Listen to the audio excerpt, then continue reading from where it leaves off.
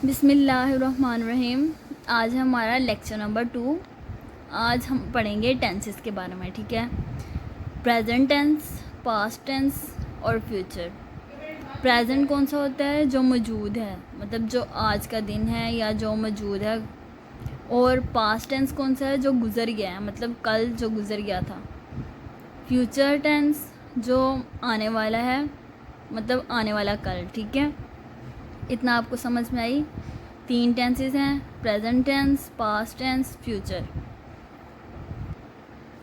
Total tenses हमारे पास 12 हैं, ठीक है। प्रेजेंट के 4, पास्ट के 4 और फ्यूचर के, ठीक है। Present indefinite tense, present continuous tense, present perfect tense, present perfect continuous. Sorry, यहाँ पे कंटिन्यूस लिखना भूल गई।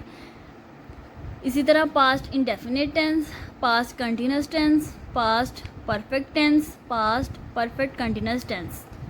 Future indefinite tense, future continuous tense, future perfect tense, future perfect continuous tense.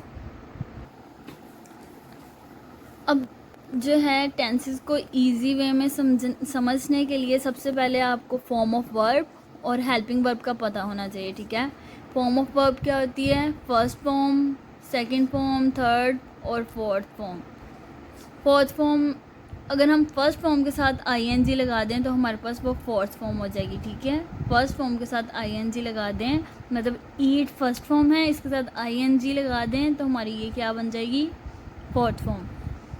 अब फॉर्म ऑफ वर्ब में कौन कौन सी फॉर्म होती हैं? First, second, third and fourth. जैसे ईट फर्स्ट है, ate second form, eaten third form और eating fourth form. Go, went, gone, going, ठीक है। हेल्पिंग वर्ब कौन से होते हैं? हेल्पिंग वर्ब होते हैं is, am, are, was, were, will, shall, has, have, had.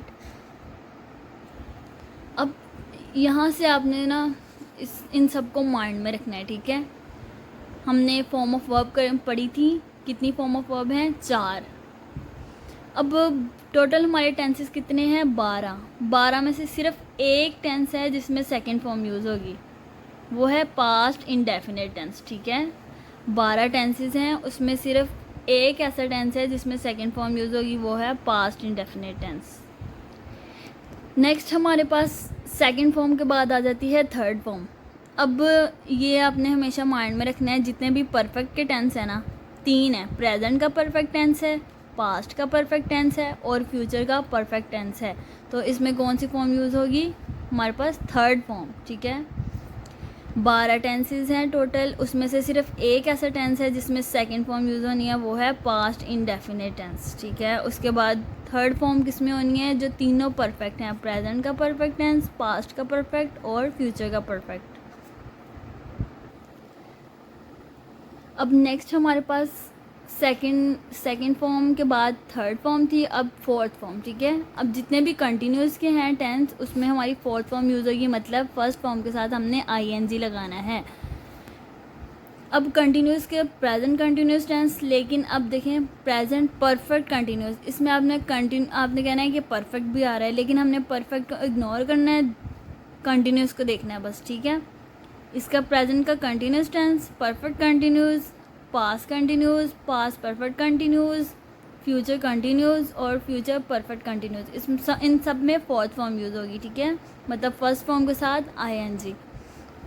उसके बाद जो प्रेजेंट इंडेफिनिट है और फ्यूचर इंडेफिनिट, इसमें हमारी फर्स्ट फॉर्म यूज़ होगी, ठीक है। Present indefinite and future indefinite, इसमें फर्स्ट फॉर्म। नेक्स्ट हमारे पास आ जाती हैं हेल्पिंग वर्ब, ठीक है। फॉर्म ऑफ वर्ब मैंने आपको बताया था, first form, second form, third and fourth. Helping verb हमारे पास कौन सी होती हैं? Is, am, are, was, were, will, shall, ठीक है।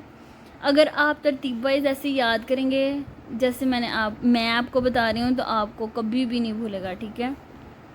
अब प्रेजेंट इंडेफिनिट टेंस में देखें हेल्पिंग वर्ब, इसमें है नो हेल्पिंग वर्ब, ठीक है। लेकिन अगर हम नेगेटिव सेंटेंसेस या इंट्रोगेटिव में जाएं तो उसमें डू, डज लगेगा, डू नॉट, डज नॉट, ठीक है। सिंपल में नो हेल्पिंग वर्ब। आगे प्रेजेंट कंटिन्यूस में जाएं इज, एम, आर, और परफेक्ट में जाएं हैज़, हैव, परफेक्ट कंटिन्यूस में हैज़ बीन और हैव बीन, ठीक है। पास्ट इंडेफिनेट में नो, सिंपल टेंस में नो हेल्पिंग वर्ब, लेकिन अगर इंट्रोगेटिव या उसमें जाएं नेगेटिव सेंटेंसेस में तो उसमें डिड आएगा, ठीक है। आगे पास्ट कंटिन्यूस में आएगा वाज वर, परफेक्ट में आएगा हैड, और परफेक्ट कंटिन्यूस में आएगा हैड बीन। अब आपने ये चीज़ नोट की होगी, जो प्रेजेंट परफेक्ट उसमें अगर हैज़ और हैव आया तो परफेक्ट कंटिन्यूस में क्या होगा, हैज़ बीन और हैव बीन, ठीक है। इसी तरह इसके परफेक्ट में हैड, तो परफेक्ट कंटिन्यूस में हैड बीन। आगे फ्यूचर, इसमें सब फ्यूचर इंडेफिनेट के सिंपल फ्यूचर इंडेफिनेट में विल शैल, कंटिन्यूस में विल बी शैल बी, और परफेक्ट में विल हैव शैल हैव, और परफेक्ट कंटिन्यूस में will have been shall have been, ठीक है।